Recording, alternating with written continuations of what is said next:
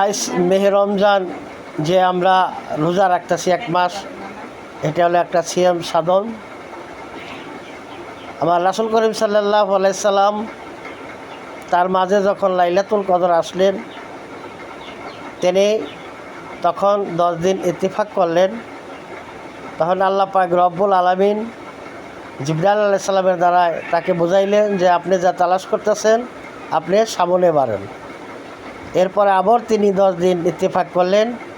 আবার আল্লাহর রাসূলকে বললেন জিবরাইল আলাইহিস সালাম যে আপনি যা তালাশ করতেছেন তার সামনে খুঁজেন। আবার তিনি 10 দিন ইত্তিফাক করলেন।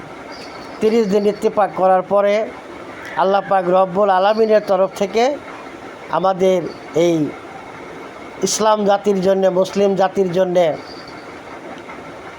1 মাস রোজা ফরজ হলো।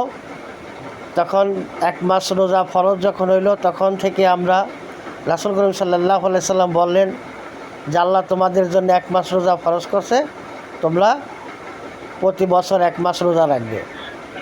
এই রোজাটাকে, এটা হলো সিয়াম সাধন, যেটা সাধন আমরা করতেছি এটা হলো সিয়াম সাধন। যে আল্লাহ পাক রব্বুল আলামিনের যে ফরজ করছেন 1 মাস রোজা, এই সিয়াম সাধন যেন আমরা করতে পারি। আল্লাহ পাক রব্বুল আলামিন যেন আমাদের ভালো রাখে, সুস্থ রাখে। ধন্যবাদ সবাইকে।